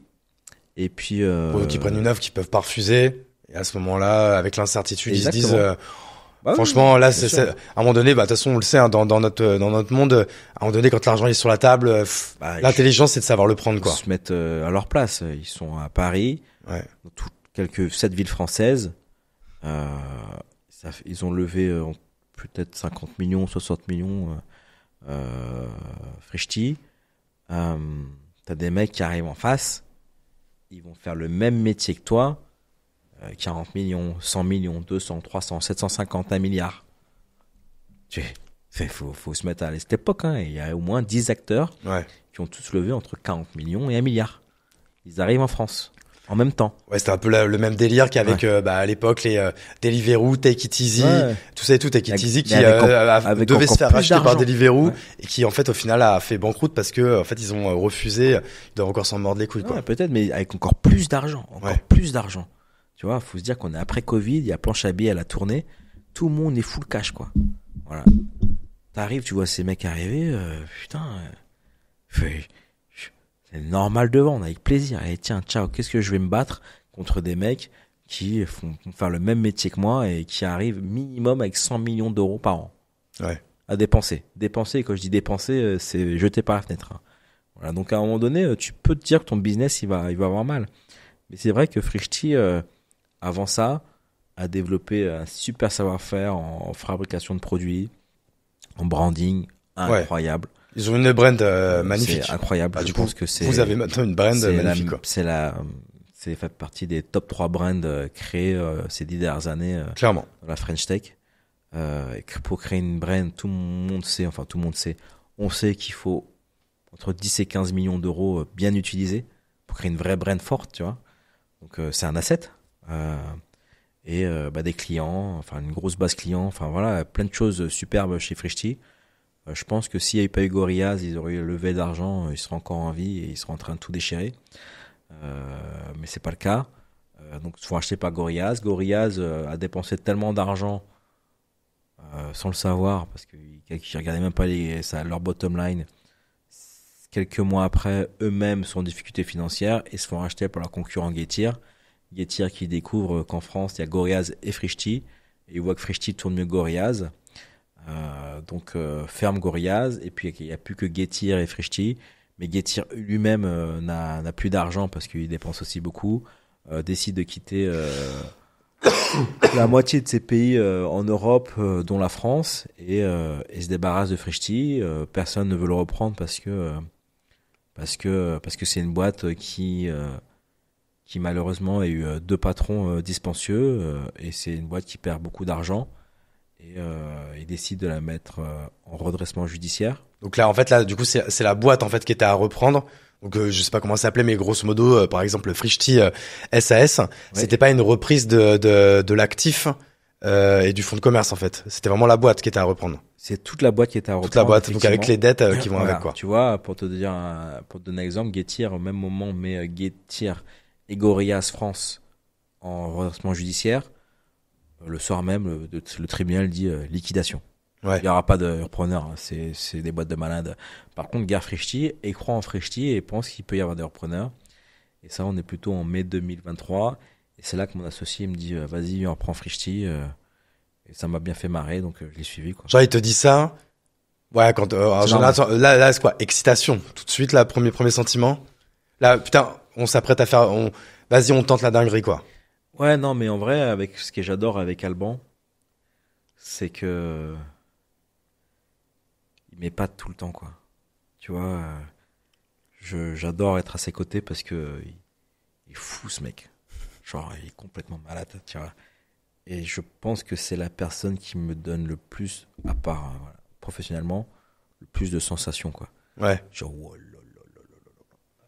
Et Toi, sans ton associé, tu t'engages pas dans un truc comme ça, là? je sais pas, Ouais. de toute façon, je suis un type d'entrepreneur qui entreprend toujours en couple. Ouais. Voilà. Et chacun sa place, évidemment, chacun son truc, mais et lui, il est fou, quoi. Il est fou allié, ce mec, tu vois. Et il me fait tellement kiffer, quoi. Il me fait tellement kiffer, et je me suis, j'ai une espèce d'allégeance envers lui, intellectuelle. Il est fort, tu vois. Je connais mes forces, mais qui est tellement fou que j'ai envie de le suivre partout, quoi. Et même si on se crache, je dis, ouais, j'aurais bien rigolé, quoi. Et du coup, est-ce que tu peux expliquer comment ça se passe, une reprise, Bien sûr. justement, en redressement judiciaire? Donc, c'est quoi? Donc là, c'est le tribunal qui a la main. Tribunal qui a la main, donc a créé ce qu'on appelle une data room, donc sur un site, c'est comme comment ça s'appelle, Un site quoi, d'appel d'offres, en fait, ça, d'enchères. ils créent une data room, donc ils mettent tous les documents de la boîte bien organisés sur un site web et ils te donnent l'accès. Quand ils te donnent l'accès, t'arrives, tu dis, tu regardes les comptes, les machins, là, tu te dis bon, ok, la boîte elle est comme ça, je peux en faire quelque chose. Et tout ça, il faut le savoir, ou vous êtes contacté en tant que potentiel repreneur? Alors il y a deux choses, nous on le savait parce qu'on connaissait des gens à l'intérieur de Frishti qui nous expliquaient la situation, et même Getty nous avait contacté. Ok. Voilà. En disant vous pouvez reprendre parce qu'il y a des choses à faire. Mais l'administrateur judiciaire peut aussi aller chercher des acquéreurs. Parce que lui, son but, c'est de sauver des actifs et surtout de sauver des emplois. Exactement. Lui, c'est ça son but principal. Exactement. Très vite, nous, on regarde Data Room. Donc, ce qui est très intéressant, c'est que on est les seuls à savoir lire ce genre de Data Room et ce genre de data. C'est-à-dire qu'on connaît le business parfaitement. On sait comment fonctionne ce business-là, tu vois. Donc, on sait que ce business-là perd de l'argent. On sait pourquoi. On sait comment gagner. Là, tu parles donc du coup du business des courses, parce qu'on va le redire. Ouais, course et plat. Parce que Frishti faisait les plats et les courses. Ouais, mais- C'est le même business en termes de logistique? Pareil que la belle vie. C'est la Nous, on même fait les chose. courses, Ok. sauf qu'il y a une promesse cliente différente. Eux, c'est 20 minutes. Nous, c'est plutôt 1h30, 1 heure, 2 heures, quoi. Ouais. Ok. Et eux, c'est plutôt un panier à 20, 25 balles. Nous, c'est 90 balles. Ok. Mais dans les grandes lignes, c'est la même chose. On Ouais. sent qu'on peut en faire quelque chose. Donc, on fait signe à l'administrateur que ça nous intéresse. Et là, on prend contact avec les équipes et on essaye de regarder comment est-ce qu'on va pouvoir faire tourner cette boîte-là et avec qui. D'accord? Et surtout, qui veut rester? Il faut comprendre que on est les 3e propriétaires de Frishti en 2 ans, quoi. Combien de salariés à ce moment-là, À Frishti? ce moment-là, ils sont dans toute la France 400 et quelques. C'est énorme. Voilà. Donc, Dans cette ville française. Et on regarde le burn qu'ils ont, etc. Donc on essaye de relativiser pas mal de choses et de rendre les choses assez factuelles. Et on voit qu'aussi une partie du burn, c'est aussi hors Paris, quoi. Donc nous, on n'est pas hors Paris, donc on est malheureusement en train de dire on va pas reprendre à Bordeaux, Lyon, etc. donc c'est pour ça que je le vois plus, ce Exactement. fameux livreur avec pas les mains vides, mais les mains pleines, quoi. Exactement. Donc on est obligé de fermer ce business parce que nous, on se sent pas encore capable d'aller en province avec Frishti, En région. avec la Belle, en région. Exactement, en région. Donc ça, tu coupes une partie du burn, tu continues à parler avec les équipes. Évidemment, comme tu es le 3e propriétaire, il y en a qui te font signe, ils disent, écoute, j'aimerais bien ne pas être repris parce que je suis fatigué, quoi. Tu vois, là, j'en peux plus, quoi. Ouais.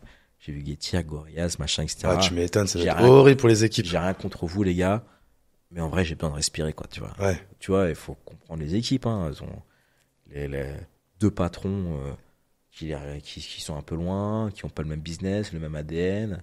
Et puis derrière, bah, comment tu veux justifier voilà, tu veux faire des choses, l'autre il veut pas. Enfin, tu vois, et c'est très compliqué pour ces personnes. Plus l'incertitude à chaque fois. Est-ce que je vais te payer à la fin du mois parce que je sais que la boîte a perdu en argent. Ouais. Elle vient d'être admise en redressement judiciaire. Enfin, quand t'es employé, enfin, c'est pas ça qu'on demande, tu vois. Quand tu prends un CDI, c'est tu veux faire ton taf et tranquille à la fin du mois, quoi. Ouais. Et avec tranquille même à la fin de la journée. Enfin, ces gens-là, enfin, c'est fou, quoi. Ils l'ont vécu jeune, tu vois. Ils ont vécu quelque chose qui aujourd'hui ils en sortent. Et c'est tant mieux pour eux. Tu vois, ils ont vécu quelque chose, mais c'est pas ce que tu demandes, quoi. Quand t'es salarié. Donc du coup, on reprend cette boîte-là, on parle aux people. Ensuite, en juillet, ben, tu fais une première offre au tribunal et tu lui dis pourquoi tu aimes cette boîte-là, comment est-ce que tu vas adresser, qu'est-ce que tu vas en faire derrière. Parce que vous êtes plusieurs sur le dos. On est plusieurs sur le dos. Combien d'emplois tu vas sauvegarder, comment tu vas les financer, etc., etc. Donc tu montres pas de blanche. Et là, le tribunal reçoit les offres. On était mi-juillet. Tu sais combien vous étiez là à faire une offre? Exactement, non, mais j'ai un guess sur 4. Voilà. Ok. Voilà. Tu saurais pas dire qui d'autre peut racheter une boîte comme moi, je fais un reprendre. Pardon. Des concurrents à nous, donc je peux pas le dire leur nom. Il y avait des fonds d'investissement, des fonds de restructuring. Ok. Voilà. Ce qui est normal, parce que Frishti, encore une fois, est un super asset. Et du coup, qu'on comprenne, en fait, quand là, tu fais une offre au tribunal, c'est-à-dire, certes, il y a le côté people, donc il y a le côté humain. Si tu dis, bon, bah là, sur les 400, nous, dans notre plan, on peut en garder X. Je dis bien de bêtises. C'est ça. 150, 200, 300. On peut en gagner X, on perdra plus d'argent, on va faire ça, voilà. Et on met tant d'argent sur la table pour acheter l'asset? Non, c'est pas comme ça que ça passe? Alors, si on fait une offre aussi en termes de pricing, tu vois, mais le plus important pour le tribunal, c'est la sauvegarde des emplois. Parce que qui du coup prend de l'argent sur une reprise comme ça? Du coup, c'est Getir qui ne prend rien. Getir prend rien parce que eux ils sont ce qui prend l'argent, c'est l'administrateur, et l'administrateur il doit se payer évidemment, mais aussi tout l'argent qu'il y a en plus. C'est pour les dettes. C'est pour les dettes. Et d'avoir les dettes d'État, TVA, URSSAF et complètement. Le premier truc, c'est dette d'État, URSSAF, machin. Et en général, tout part là-dedans, ouais. Voilà. Et ensuite, il va juger, quoi. Ah, ok. Il va juger. Donc, c'est pas facile. Donc, on fait une première offre en juillet. Et la décision est reportée, je crois, en septembre. Et en septembre, on passe l'été à travailler, on continue à voir les équipes et puis à prendre le maximum soin d'eux sans être leur patron. Alors comment tu pouvais déjà en fait échanger avec eux alors que c'était pas encore officiel? On discutait pas mal, enfin c'était pas officiel, mais il y a aussi le tribunal, quand il t'accorde une entreprise, demande aussi l'avis des salariés. Et les salariés ont vite compris que déjà on était des entreprises un peu cousines ou sœurs, qu'on voulait faire les choses bien, et je pense qu'on était les repreneurs avec le plus de savoir-faire et aussi le plus d'envie pour Frishti. Sincèrement, si on avait eu l'argent de Gorillaz, on aurait fait Frishti aussi, je pense. Ouais. Tu vois, on l'aurait racheté plein pot, mais on aurait racheté notre concurrent, quoi. Et tu te rappelles le jour où ça a été officiel? Ouais, je me rappelle. Comment, c'est quoi, ça a été un jour spécial? Vous l'avez célébré pas longtemps? C'était quoi un peu l'état d'esprit? Je crois que c'était un mercredi, mi-septembre. Donc le tribunal dit c'est ok pour Frishti. C'est quoi, il t'appelle, t'envoie un courrier, un mail, c'est comment ça se passe? L'avocat, c'est l'administrateur. Et là, ton avocat t'appelle, il te dit c'est bon les gars, vous avez Frishti. Vous avez Frishti, et dans 10 jours, vous l'opérez. Donc vous avez 10 jours pour préparer le truc. Ok. Et là, c'est un peu compliqué. Et quand t'as les clés le 10e jour, tu vois, et que il y a eu un petit travail technique pour switcher les commandes vers chez toi, ok. Là, on voit toute la puissance Frishti, quoi. Mais en fait, ça veut dire que vous avez presque pas eu le temps de célébrer ça parce qu'en fait, vous étiez tout de suite au charbon pour assumer le truc. On n'est pas une équipe qui célèbre, en fait. Ah ouais? On a fait un petit message en interne, machin, et les gens ont été heureux, mais. Ça, tu penses que c'est quoi? C'est c'est dans ton ADN ou c'est Je crois qu'on a ouvert une bouteille de champagne, mais c'est tout, quoi. Mais c'est pas genre waouh, machin. C'était plus, sincèrement, s'il n'y avait pas eu mon associé, mon équipe, je serais rentré chez moi tranquille, machin, mais j'aurais pas fêté. Mais c'était important de le fêter parce que les équipes sont aussi là pour ce genre de choses, ce genre de choses. Donc, on fête aussi ça pour elles. Mais quand je dis fêter, on a bu une bouteille de champagne et c'est tout ce qu'on a fait, quoi. Non, mais tu sais que je suis en fait, je suis un peu comme toi et en fait, c'est des fois je me dis, on se donne tellement de mal pour quelque chose et en fait, le mot c'est même pas qu'on le savoure pas, en fait, on le savoure intérieurement, mais en fait, ouais, on le célèbre pas tant que ça et notre vie elle change pas tant que ça en fait. C'est juste limite c'est presque plus de responsabilité, encore plus mais c'est ce qu'on veut en fait. Ouais, c'est ça, c'est plus de tout. Voilà, c'est ce qu'on veut, mais on n'est pas rassasié, donc on dit pas que c'est une victoire. Pour moi, c'est pas du tout une victoire, quoi. Donc ça fait partie d'une opportunité sur le chemin du groupe La Belle Vie et pour aller au milliard, quoi. Et là, du coup, quand vous branchez les tuyaux et que vous relancez Frishti, c'est baum, quoi. Là, je vois la puissance Frishti. Là, oh là là, il y a beaucoup de commandes. On avait prévu plus de préparateurs, plus de livreurs, mais pas assez, quoi. Là, vous bouffez un petit peu au début. Ouais. Pendant 2 mois, il y en a trop. Pendant 2 mois, il y en a. Déjà, il y a les clients qui commandent, mais après, il y a l'intégration des 163 personnes, etc., etc. Donc, on finit l'intégration, tu vois, au bout de 6-7 mois. Mais ouais, il y en avait de partout. Puis plein de micro-décisions tout le temps. C'était assez intense à vivre. Ouais.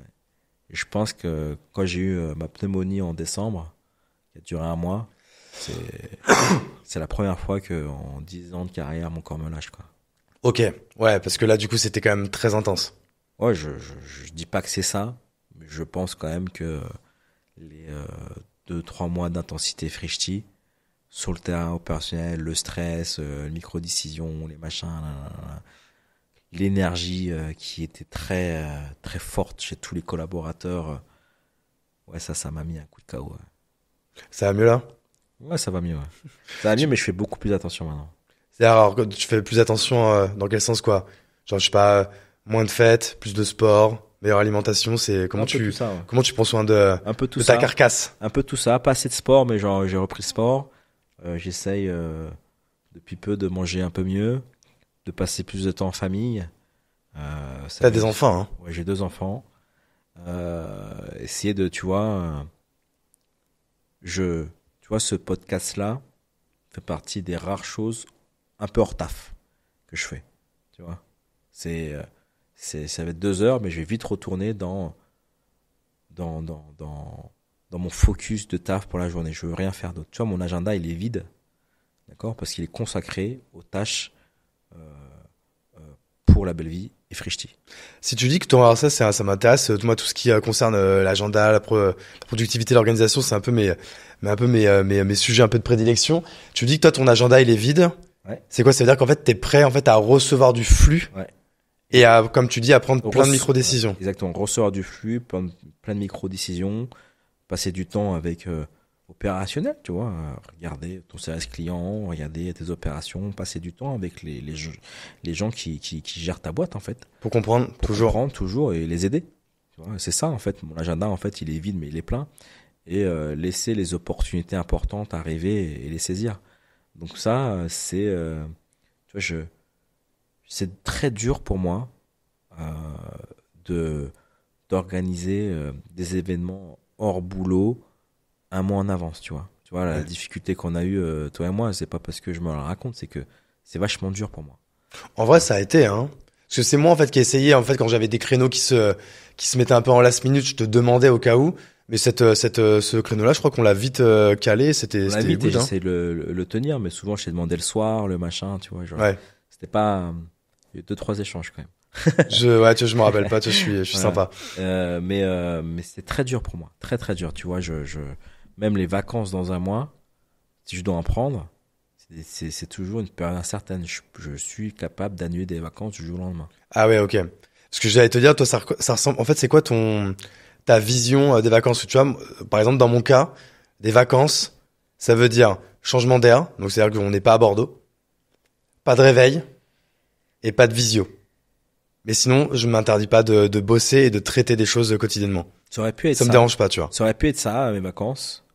Maintenant que j'ai des enfants et une femme, mes vacances, c'est juste tout couper, quoi. Ouais, tu vois, moi ça, j'ai jamais réussi Et en j'y arrive fait. pas, hein. Et du coup, moi, je me suis dit que maintenant que c'était ok de pas tout couper Mais j'y arrive pas, hein. et que c'était plus ma vision des vacances en fait. Mais j'y arrive pas, Ouais. je ne coupe pas. Mais moi, je me faisais en fait plus de mal à essayer de couper. Je dis bon, en fait, bah, tu vois, je suis pas là pour souffrir, quoi, tu vois, pour reprendre la phrase.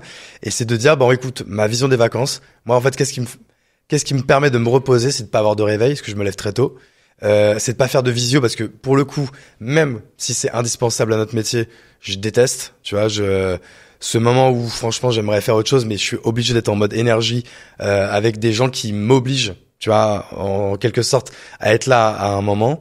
C'est ça, pas de réveil, pas de visio et changement d'air, quoi. Ah ouais, c'est tout comme toi, sauf que évidemment mon agenda est vide et il se remplit de plein de petits trucs. C'est-à-dire que toi, le matin, quand tu démarres une journée, tu sais jamais à quoi elle va ressembler.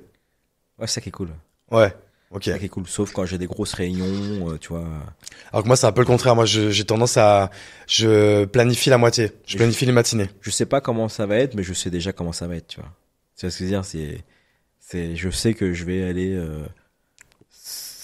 prendre parler à cette personne-là, j'en ai pour 1 heure et je passe à la suivante, mais je sais toujours à peu près qui, tu vois. Ça va être la livraison, le picking, le service client, voilà. C'est-à-dire que toi, dans ta semaine, t'arrives quand même à rester, je vais dire une bêtise, parfois 3 heures sur un seul et même sujet, un seul et même projet sur lequel tu dois mettre un max de jus de cerveau, par exemple. Ouais. Donc ça, tu sais le faire aussi. Ça, je sais le faire et j'aime bien faire ça. Ouais. Ok. Donc, mais t'aimes bien alterner. Ouais, j'aime bien alterner. Bon, on fait ce métier d'entrepreneur pour alterner. Complètement. Et du coup, c'est quoi, là, on a dit que là, vous allez frôler les 100 millions, Ouais. peut-être même les dépasser, avec un objectif toujours à 1 milliard, donc, qui est 10 fois ce que vous faites aujourd'hui, qui est déjà énorme. C'est quoi là à court terme les grosses nouvelles features, les grosses nouvelles ouvertures? Je suppose que vous, pour faire de la croissance, c'est quoi? C'est des ouvertures de villes ou de pays? La Belle Vie et Freshti ont des croissances naturelles tous les mois. Voilà. Donc t'as pas forcément de faire des grosses acquises. Donc ça c'est beau, c'est-à-dire que notre produit aime bien et continue à grandir. Non, en fait, y a pas de plan en fait. Le seul plan, c'est tous les jours faire mieux. Je te dis ça, en fait, moi, c'est un peu intéressé, c'est est-ce que vous allez revenir à Bordeaux? On veut revenir à Bordeaux, on veut retourner à Lyon, à Lille, etc. Ça arrivera un jour ou l'autre, et quand on y arrivera, il faudrait que tu te dises ah, enfin, il a réussi à faire un gros char d'assaut à Paris et personne ne peut le toucher, quoi. En fait, c'est ce que j'allais te demander, du coup, c'est quoi la difficulté de la région aujourd'hui versus Paris pour votre activité? Bah, c'est les bassins, c'est-à-dire bassin de population. Paris, c'est très dense. À Bordeaux, ça l'est un petit peu moins. Dans d'autres villes aussi, ça l'est un peu moins. Donc ça, c'est les bassins. Le style de vie, c'est-à-dire qu'à Paris, tu prends le métro, tu vas au sport, tu vas au cinéma. En général, tu arrives chez toi, il est 20h. Voilà, tu quittes le taf, il est 18h, mais tu as fait ton métro et tu as Ouais, alors fait que nous, on a le temps d'aller faire les courses. Voilà. Donc, personne, voilà.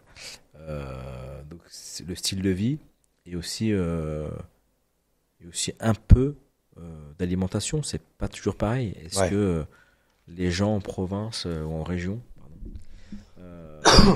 n'ont pas plutôt tendance à cuisiner le soir, parce que cuisiner, c'est aussi maîtriser leurs coûts. Il faut se dire aussi qu'on a un service un peu premium, même si on est le supermarché, hypermarché le moins cher de Paris. Mais en province, c'est différent. Ouais, tu vas être plus cher qu'un Leclerc, par exemple. On sera toujours plus cher que Leclerc. Ouais. Leclerc, Parce que eux, c'est le pouvoir d'achat. En fait, donc, c'est le mot qu'on utilisait tout à l'heure. C'est que c'est une question de masse critique, en fait. Aujourd'hui, il y a la masse critique en région, elle est plus compliquée à atteindre, en fait. Elle est plus compliquée à atteindre. Versus les setups de coûts que vous êtes obligé de mettre pour setup Frishti et la Belle Vie dans une ville. Exactement. Elle est plus compliquée à atteindre, mais elle est atteignable. Voilà. C'est juste que le service ne sera peut-être pas forcément identique en région. Et je te dis ça, j'en sais rien. Faut y aller. Tu vois, j'ai pas cet ego de dire que je sais tout. Bien au contraire, on a mis 9 ans à bien connaître notre métier aujourd'hui en Ile-de-France. Et je pense qu'en région, c'est différent. Voilà. Notre international, c'est être en région. Maintenant, de loin, est-ce que tu te dis, est-ce que les gens préfèrent rester à la maison et se faire livrer leurs courses, peu importe où en France? Je te dis oui. Voilà, je te dis oui. Mais il y a des façons d'y arriver. Ouais. Là, 2024, je suppose que le mot d'ordre, c'est consolider la reprise de Frischti Ouais, et poursuivre la croissance c'est ça. organique des deux marques. C'est ça. C'est exactement ça. Et puis après, ça va grossir, ça va faire plus de rentabilité. Mais derrière, quand on sentira que c'est bien stable, on ira prendre un bet en région. Ça, c'est sûr.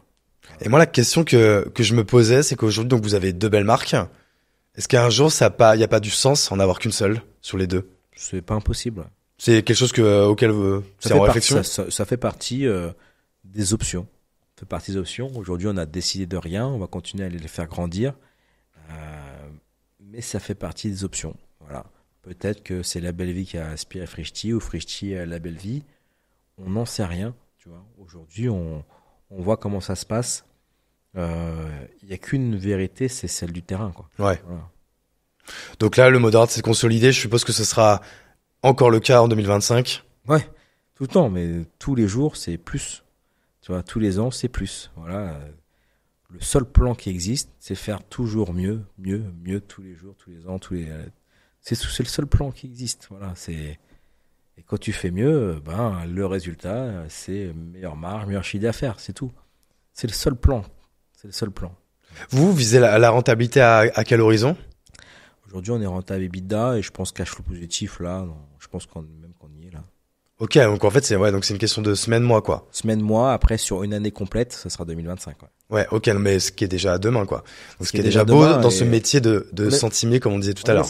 On est les seuls aujourd'hui à avoir cette, tu vois, la vraie rentabilité avec le siège, machin, les développeurs, tout et tout. Hein. C'est la vraie rentabilité. On est les seuls depuis, je pense, depuis 15 ans, depuis Oura, quoi. Donc, Ouais. on est deux players dessus, donc avec les courses. Et après, t'en as d'autres qui étaient très rentables aussi, mais ils faisaient du surgelé. Tu vois, je sais plus comment ça s'appelle, les livraisons de surgelé en province, etc., qui étaient 200 millions, mais c'est encore un business différent. Parce qu'on sait qu'il y a plus de marge sur les surgelés, la logistique est différente, voilà. Mais sur la livraison de produits frais et non frais, alimentaires, voilà, on est les deuxièmes, mais avec cette gamme de prix-là, on est les premiers, quoi. Ok, bah En tout franchement. cas, on est ceux qui ont la croissance la plus rapide, par contre. Et les indépendants. Ok, bah franchement déjà bravo pour tout ça. On va arriver du coup vers la fin de ce podcast parce que je sais que je dois te libérer incessamment sous peu. Une question que je pose à chaque invité, si tu devais me mettre en relation avec quelqu'un ou quelqu'une, pas obligé un ou une entrepreneur, ça peut être n'importe qui, mais vraiment qui pourrait être hyper inspirant pour les gens qui écoutent ce podcast, ce serait qui? Il y en a beaucoup, hein. Et je dois donner un nom, un seul. Tu peux en donner deux si tu veux. Ouais, évidemment, Adrien. Hein. Ça. Adrien, il est déjà sur la liste d'invités. Déjà, ça. Mais alors pour le catcher, ça va être une autre paire de manches. Bon courage. Parce que franchement, quand des fois je lui dis alors t'es chaud et il m'envoie une photo de lui, il me fait là je suis à New York, là je suis à Tokyo, là je suis ok. On n'a pas la même life. Je le reconnais bien là. Non, franchement, il y en a. Cédric Meston d'Apivor. Ah, pas mal. Je pense. Je le connais pas personnellement, donc je pense serais que chaud. Il a 30 ans. Je pense que en termes de création alimentaire, DNVB et distribution alimentaire, c'est le plus fort que j'ai vu de ma vie. Il est archi fort. Archi fort. Archi fort. Genre, il comprend tout à la distribution, comment c'est un produit, créer produit, les marges, les machins, etc. Il rachète des boîtes et tout. Il est archi fort. Il est très, très, très, très, très impressionnant, ce garçon. Eh ben écoute, avec grand plaisir pour une mise en relation. En tout cas, merci beaucoup, Paul. Et tu vois, lui, c'est un mec de l'Ouest. Il a fait McKinsey, etc. Mais ça ne peut pas être mon ami et quelqu'un que je respecte, tu vois. Donc, si mon message a été mal perçu, en tout cas, c'est pas vrai, quoi. Ah ouais, non, mais encore une fois, nous, on est contre la division, hein. Justement, nous, on est pour l'amour, hein, franchement. Ouais. C'est vraiment quelqu'un qui est fort. C'est vrai, rien que d'en parler, je me dis, waouh, quel mec, quoi. Vraiment, lui, fait partie de ces gens qui vont marquer leur industrie, quoi. C'est noté. Merci beaucoup, Paul, en tout cas, de t'être déplacé jusqu'ici pour livrer toute cette valeur. Franchement, c'était vraiment cool. J'ai adoré Plaisir. cet entretien ensemble et toute cette valeur que tu as pu donner. Du coup, je vais faire les remerciements un peu habituels. Je vais évidemment remercier les copains de Podspace, chez qui on est, que tu connais, parce que je crois que t'as également un podcast que tu fais avec Rassem. Alors de Legal Place. C'est pas un podcast que j'ai, en tout cas il m'invite tout le temps. Je suis un peu. C'est Rassem en fait qui a le podcast, c'est ça? C'est Reda Berelli de Club qui a un podcast avec Rassem et il m'aime bien, donc il m'invite tout le temps. Voilà. Et c'est quoi déjà un peu le principe? C'est vous prenez l'apéro et vous parlez tech, quoi. Exactement. On prend l'apéro, on parle de tech. Parfois on a des invités, parfois non. On parle de tech. Ouais, c'est vraiment. C'est quoi? C'est genre tous les 15 jours, tous les mois? On essaie de faire ça tous les 15 jours ou tous les mois. Mais tu vois, il y a eu 5 épisodes. J'en ai fait que 3 parce qu'une fois j'étais au ski et l'autre j'étais malade. Là, on veut en faire un, mais chacun a ses agendas. Mais on essaie de tenir ça parce que déjà, ça garde le lien entre nous. Ouais, c'est top. On aime bien parler. Ça s'appelle comment? Ça s'appelle Cocktails. Cocktails, comment ça s'écrit? COCKTALES. Ok, bon, écoute, on ira voir les gens, c'est bon, vous avez le truc, vous tapez dans Google, dans YouTube, voilà. et vous trouverez. Mais en tout cas, très sympa. Ça prend un petit peu l'apéro, donc en plus, c'est assez fun. Moi, je bois vraiment, je bois vraiment, donc il y a vraiment de l'alcool dedans, c'est pas bien de le dire et boire. Ouais, avec modération, évidemment. Avec modération, mais... Donc voilà, donc on remercie Podspace parce que voilà, j'ai pensé à ça parce que c'est ici même que vous les tournez. J'ai un sponsor sur cette saison. Non, je ne sais pas quand est-ce que l'épisode sera diffusé, donc je ne vais rien dire. C'est tout en fait, à part ça, mettez un like, abonnez-vous, mettez 5 étoiles, ça nous aide énormément à exister dans cette jungle qu'est le podcast, à être référencé, tout ça. Bref, on ne le répétera jamais assez. Magnifique. Et si on peut avoir un message qui peut résumer cet épisode, c'est arrêtez de vous diviser. Aimez-vous les uns les autres, bordel Exactement. de merde. C'est ce que disait Gérard Mullier. Aimez-vous les uns les autres. Exactement. Gérard Mullier, qui est le plus grand entrepreneur français, je pense, 92 ans, il a créé le groupe Auchan, qui en découle Decathlon, Leroy Merlin, etc. C'est Gérard Mullier. Et j'ai eu la chance de le rencontrer et de déjeuner avec lui pendant quelques heures. Ouais, c'est son petit-fils qui nous a mis en relation. Et je sais plus quelle question je lui avais posée, mais son secret, c'est vraiment cette phrase-là. Aimez-vous les uns les autres. C'est beau. Franchement, après, c'est peut-être aussi leur côté chrétien, mais en tout cas, de toute façon, la religion, on est pour ou on est contre, mais en tout cas, on pourra jamais dire que, de base, si les gens lisaient bien ces bouquins, normalement, les valeurs sont bonnes. Les valeurs sont excellentes. C'est juste que les gens ont un peu changé, lu entre les lignes des choses qui n'étaient pas dites, quoi. Enfin, bref, c'est un autre débat. Mais voilà. Écoute, merci beaucoup, Paul. T'en prie. Je vous dis à très bientôt dans le podcast. Et puis, on va couper net. Allez, ciao!